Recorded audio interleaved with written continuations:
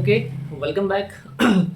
आज का जो ये वीडियो लेक्चर है ये सिर्फ केमिस्ट्री प्रैक्टिकल के जो वाइवा के क्वेश्चंस हैं उनके लिए है। ठीक है, जैसा कि आप लोगों ने केमिस्ट्री के जो प्रैक्टिकल्स हैं वो लैब में ऑलरेडी परफॉर्म किए हुए हैं, देखा हुआ है कि कौन सा टेस्ट कौन सा होता है, और मैंने इसकी बाकायदा वीडियो बना करके डाली हुई है, आप जा करके उसको चेक कर सकते हैं एक बार। ठीक है, और दूसरा ये है कि यहाँ पे जो जो क्वेश्चंस बताए जा रहे हैं वो सारे ही एक्सपेरिमेंट, क्योंकि आपको 3 एक्सपेरिमेंट मोस्टली ध्यान देना है। एक तो वॉल्यूमेट्रिक वाला, एक आपका फंक्शनल ग्रुप, और एक आपका जो है क्या बोलते हैं उसको, एक बोलते हैं हम लोग सॉल्ट एनालिसिस। ठीक है, तो इन सभी के क्वेश्चंस जो है मैंने इसमें ऐड कर दिए हैं, और आपको मैं अब समझाने जा रहा हूँ कि कैसे एक्चुअली इनका क्या आपको सोल्यूशन मिलेगा। ठीक है, ठीक है।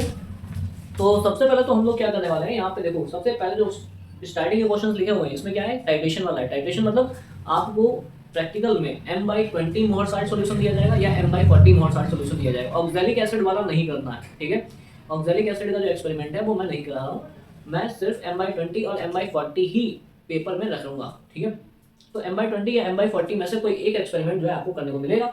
उसके बाद में एक तो आपको वॉल्यूमेट्रिक करना है, ठीक है, एक आपको वॉल्यूमेट्रिक वाला करना है, एक आपको फंक्शनल ग्रुप का करना है, ठीक है, और एक आपको जो है सॉल्ट एनालिसिस का करना है। मतलब हर एक स्टूडेंट को 3 प्रैक्टिकल करने होंगे, और 3 प्रैक्टिकल अपनी बोर्ड की जो कॉपी मिलेगी उसमें लिखने हैं। ठीक है, वीडियो काफ़ी ध्यान से सुनना, क्योंकि कटिंग नहीं होनी चाहिए, कॉपी एक ही मिलती है। ठीक है, सबसे पहले तो क्या कि 3 एक्सपेरिमेंट आपको करने होंगे। एक तो वॉल्यूमेट्रिक मिलेगा, वॉल्यूमेट्रिक में या तो m/20 मोहर साल्ट या m/40 मोहर साल्ट मिलेगा। ठीक है, उसके बाद में आपको एक लिक्विड सॉल्यूशन दे दिया जाएगा, उसमें फंक्शनल ग्रुप बताना पड़ेगा, एक ही बताना पड़ेगा, लेकिन आपको आने चारों चाहिए, क्या पता आपको कौन सा मिल जाएगा। ठीक है, एक ही आपको लिखना है बोर्ड की कॉपी पे। उसके बाद में एक आपको सॉल्ट एनालिसिस लिखनी होती है कॉपी पे, जो आपको सॉल्ट मिला है। अब सॉल्ट कौन सा मिला है ये तो तभी पता चलेगा ना जब आपको करना आता होगा, तो आपको करना आना चाहिए। ठीक है, तो सबसे पहले जो क्वेश्चंस हैं केमिस्ट्री के बायो के, तो सबसे पहला क्वेश्चन ये कि व्हाट इज टाइट्रेशन। टाइट्रेशन का मतलब जो हम लोग वॉल्यूमेट्रिक एक्सपेरिमेंट करते हैं उसमें एक ब्यूरेट भरी होती है, ब्यूरेट में केमनोफोर का सोल्यूशन होता है, potassium permanganate violet colour purple colour का होता है, वो भरा होता है, और दूसरे में हमारे पास एक बीकर होता है, यानी कि आपका टाइट्रेशन फ्लास्क होता है, जिसको कॉनिकल फ्लास्क भी बोलते हैं। टाइट्रेशन फ्लास्क में हमें उस रिएजेंट को धीरे धीरे उसमें मिक्स करना होता है जब तक लाइट पिंक कलर नहीं आ जाता है। तो हम अपनी रीडिंग नोट कर लेते हैं। ठीक है, तो ये जो टाइट्रेशन एक्सपेरिमेंट होता है इसमें हम किसी 2 सॉल्यूशन का यूज करते हैं, जिसमें एक सॉल्यूशन की मोलारिटी नहीं पता होगी, दूसरे सॉल्यूशन की मोलारिटी पता होगी, तो हम किसी नॉन सॉल्यूशन की मोलारिटी की हेल्प से अननोन सॉल्यूशन की मोलारिटी निकालते हैं। इस मेथड को ही टाइट्रेशन बोलते हैं। ठीक है, समझ में आ गया होगा आई होप आपको। उसके बाद में इसमें एक इंपॉर्टेंट चीज है पिपेट। एक क्या बोलते हैं उसको, हमारे एपरेटस में आता है पिपेट। तो पिपेट एक तरीके की ट्यूब होती है जिससे हम क्या करते हैं, सॉल्यूशन को सक करते हैं, उस सॉल्यूशन को सक करके हम उस वॉल्यूमेट्रिक फ्लास्क में ट्रांसफर करते हैं। पिपेट का यूज क्या है, पिपेट एक्चुअली क्या होती है, एग्जैक्टली 10 ml 20 ml में आती है।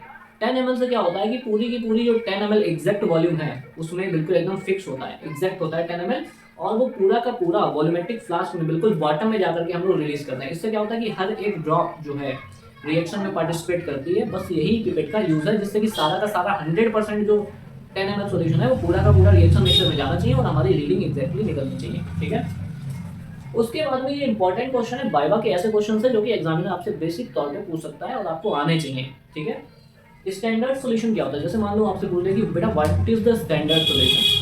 स्टैंडर्ड सॉल्यूशन का मतलब ये होता है कि हम लैब में गए और हमने क्या किया, सॉल्यूशन बना लिया 0.1 मोलर का या 0.2 मोलर का या 1/100 मोलर का। ठीक है, तो जब हम किसी भी नॉन मोलैरिटी, यानी कि ऐसे सॉल्यूशन जिनकी मोलैरिटी हमको पता होती है, तो उन सभी सॉल्यूशंस को हम लोग स्टैंडर्ड सॉल्यूशन बोलते हैं। यानी किसी नॉन सॉल्यूशन की मोलैरिटी पे जो सॉल्यूशन बनाया जाता है उसे हम स्टैंडर्ड सॉल्यूशन बोलते हैं। ठीक है, जैसे हमें पता है कि केमनोफोर और मोहर साल्ट में कौन सा स्टैंडर्ड सॉल्यूशन है, मोहर साल्ट का स्टैंडर्ड सॉल्यूशन है, क्योंकि मोहर साल्ट की मोलैरिटी हमको पता है। ठीक है, उसके बाद में आ जाओ which reaction performing by the मोहर साल्ट एंड केमनोफोर सॉल्यूशन।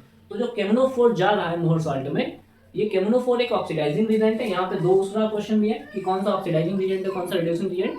तो यहाँ पे जो केमनोफोर होता है हमारा वो एक ऑक्सीडाइजिंग रिएजेंट होता है, और जो मोहर साल्ट होता है वो हमारा क्या होता है, रिड्यूसिंग रिएजेंट होता है। ठीक है, एक और इम्पॉर्टेंट पॉइंट, जो मोहर साल्ट होता है हमारा उसका फॉर्मूला होता है फेरस अमोनियम सल्फेट, यानी फेरस सल्फेट और अमोनियम सल्फेट 2 सॉल्ट का मिक्सचर होता है। तो मोहर साल्ट जो है ना वो एक तरीके का क्या है, डबल सॉल्ट है। ये बहुत इंपॉर्टेंट क्वेश्चन है कि मोहर सॉल्ट एक कैसा सॉल्ट है, डबल सॉल्ट है। क्यों? क्योंकि ये दो सॉल्ट से मिलकर बना है, FeSO4 dot NH4 twice SO4, ठीक है, और डॉट 6H2O।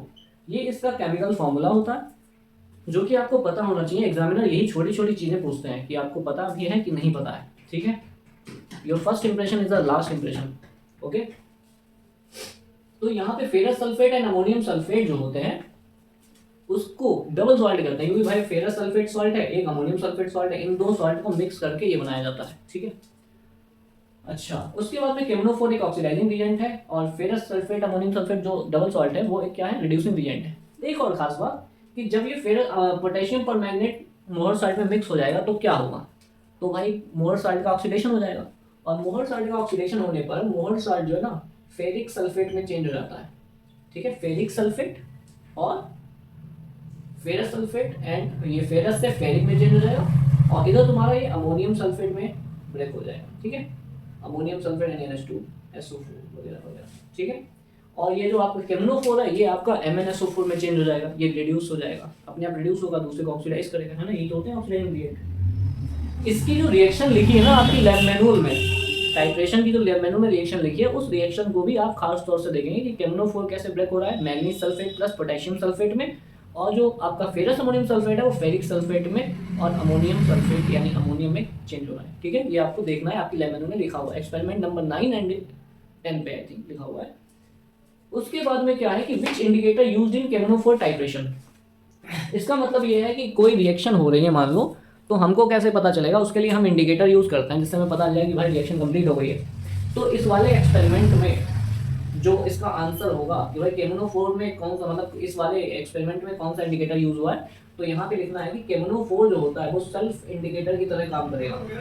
सेल्फ इंडिकेटर मतलब इस रिएक्शन में हमें कोई अलग से इंडिकेटर डालने की जरूरत नहीं है, इसमें केमनोफोर सेल्फ इंडिकेटर की तरह काम करेगा, और जब सॉल्यूशन पिंक कलर का हो जाएगा इससे हमें पता चलेगा कि रिएक्शन पूरी हो चुकी है और हमें वहाँ पे सॉल्यूशन स्टॉप कर देना है, मिक्स करना है, ठीक है।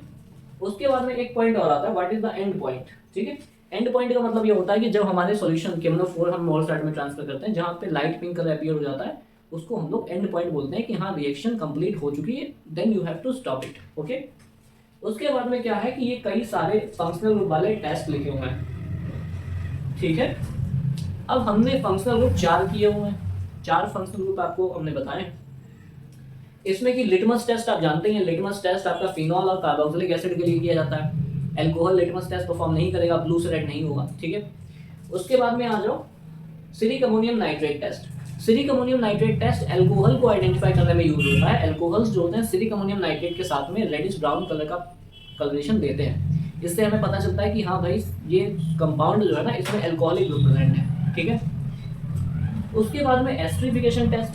एस्टरीफिकेशन टेस्ट की अगर बात करेंगे तो एस्टरीफिकेशन टेस्ट जो है वो आपका कार्बोक्सिलिक एसिड और अल्कोहल दोनों देते हैं। अगर आपका कोई कंपाउंड अल्कोहल है तो आप उसमें कार्बोक्सिलिक एसिड ऐड करके देखेंगे और थोड़ा सा कंसंट्रेट H2SO4 की 1-2 ड्रॉप डालेंगे ड्रॉपर से, तो उसमें क्या होगा, एस्टर बनेगा, इसको एस्टरीफिकेशन टेस्ट बोलते हैं।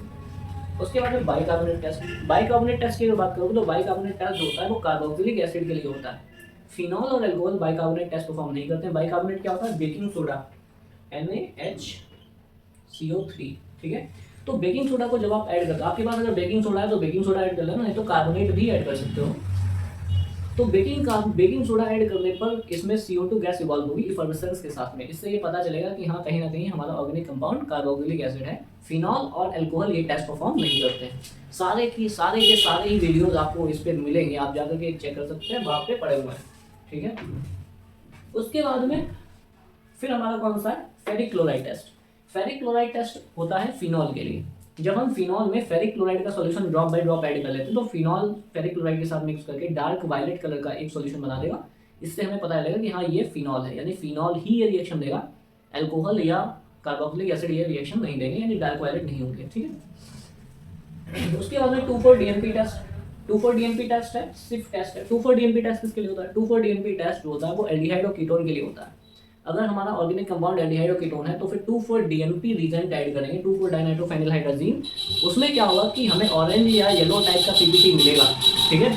अगर ऑरेंज येलो पीपीटी मिलता है तो इससे हमें ये आइडिया हो जाएगा कि हमारा या तो एल्डिहाइड है या कीटोन है, ठीक है। अब क्योंकि हमने एल्डिहाइड किया तो हम एल्डिहाइड का एक टेस्ट परफॉर्म कर लेंगे।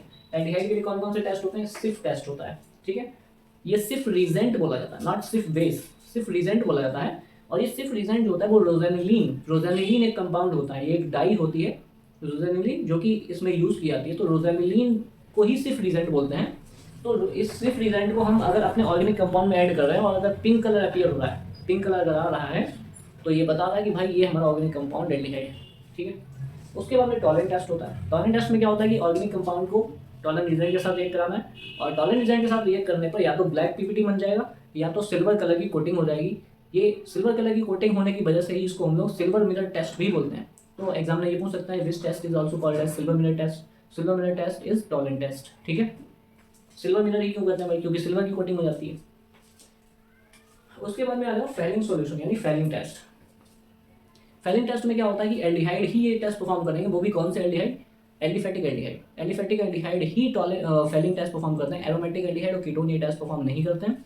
इसीलिए जो फेलिंग सॉल्यूशन होता है, वो फेलिंग ए, ठीक है, Fehling A plus Fehling B से मिलकर बना होता है, ठीक है। अब आपसे ये भी पूछ सकता है कि भाई फेलिंग ए क्या होता है? फेलिंग ए जो होता है वो कॉपर सल्फेट का सॉल्यूशन होता है, और जबकि फेलिंग बी जो है वो सोडियम पोटेशियम टार्ट्रेट का सॉल्यूशन होता है। अब सोडियम पोटेशियम टार्ट्रेट को हम लोग रसेल साल्ट भी बोलते हैं, ये आपको याद रखना है, ठीक है।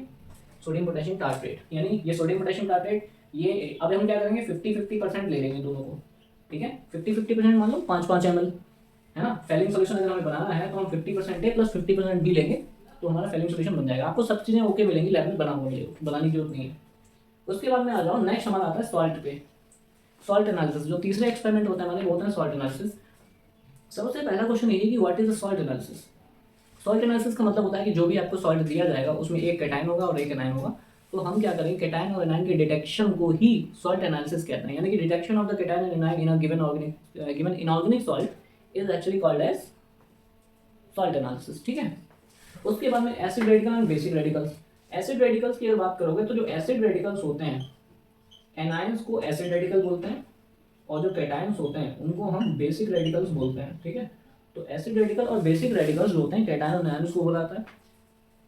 अब उनको एसिड रेडिकल और बेसिक रेडिकल क्यों बोलते हैं? Because actually acid radicals are those radical which detected with the help of acid and basic radicals are those which detected with the help of base. तो उनको बेसिक रेडिकल्स बोलते हैं या base से derived होते हैं जो उनको बोलेंगे, ठीक है।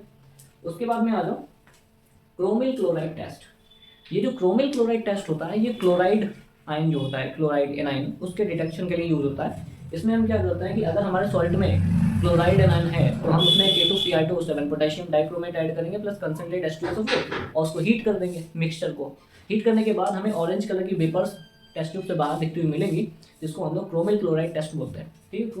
क्रोमिल क्लोराइड वेपर्स की गैस, ठीक है। उसके बाद में which anion having vinegar like smell.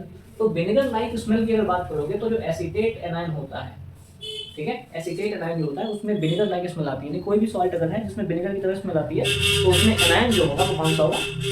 उसमें एनायन होगा एसीटेट एनायन, ठीक है। उसके बाद में आ जाओ नेस्लर रिजल्ट। नेस्लर टेस्ट किसके लिए होता है? नेस्लर टेस्ट होता है हमारा अमोनियम कैटायन के डिटेक्शन के लिए। तो अमोनियम कैटायन जो होता है उसमें नेस्लर टेस्ट किया जाता है। अब तुमसे ये भी पूछ सकता है कि नेस्लर रिजल्ट का फॉर्मूला क्या होता है? तो नेस्लर रिजल्ट का फॉर्मूला होता है K2HgI4। अब K2HgI4 एक कोऑर्डिनेशन कॉम्प्लेक्स है, यानी ये कोऑर्डिनेशन कंपाउंड है। इस कोऑर्डिनेशन कंपाउंड का अगर आपको नाम पता है तो आप लिख सकते हो कमेंट बॉक्स में जाकर के कि हमें पता है, ठीक है। उसके बाद में क्या कह रहा है कि which group cation detected with the help of H2S gas. अब ये H2S गैस की जगह पे हम लोग हाइड्रोजन सोडियम सल्फाइड यूज करेंगे, ठीक है। सोडियम सल्फाइड सॉल्यूशन का यूज करेंगे H2S गैस की जगह पे, ठीक है। अच्छा, अब एक और बात, जो एनायंस होते हैं हमारे और जो हमारे कैटायंस होते हैं उनको ग्रुप्स में रखा गया है। ये बात आपको पता होनी चाहिए। अगर आपको नहीं पता है तो आप जाकर के एक बार चेक कर लें। एनायंस को 3 ग्रुप में बांटा गया है, फर्स्ट ग्रुप, सेकेंड ग्रुप और थर्ड ग्रुप। और कैटायंस को 6 ग्रुप में बांटा गया है, 0 group, first, second, third, fourth, fifth, ठीक है। तो ये 6 ग्रुप में बांटा गया। तो ये भी पूछा जा सकता है कि भाई कैटायन और एनायंस को कितने कितने ग्रुप्स में बांटा गया? तो उनको बांटा गया 3 ग्रुप्स में और 5 ग्रुप्स, 6 ग्रुप्स में, ठीक है।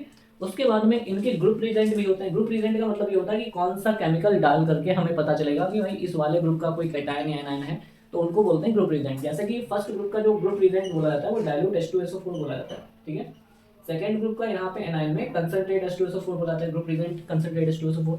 और थर्ड वाले में क्योंकि ये इंडिपेंडेंट ग्रुप बोला जाता है इसीलिए इसमें सल्फेट और फास्फेट दो ही एनाइन आते हैं। ये स्पेशल ग्रुप बोला जाता है, इसमें सिर्फ दो ही एनाइन रखे गए, सल्फेट और फास्फेट। आई होप आप अगर केमिस्ट्री के लेक्चर्स में आए हैं लैब में तो आपको ये चीज़ें ऑलरेडी सारी बताई जा चुकी हैं, कौन से टेस्ट कहाँ तक कौन परफॉर्म करता है, ठीक है। और अगर आपकी स्किप हो गई है तो आप यहाँ पे देख सकते हैं एक बार इन सब चीज़ों को वाइवा के लिए, उसके बाद में आप जाकर के वीडियो लेक्चर देखिए और उनको वैसे ही परफॉर्म करना है, ठीक है।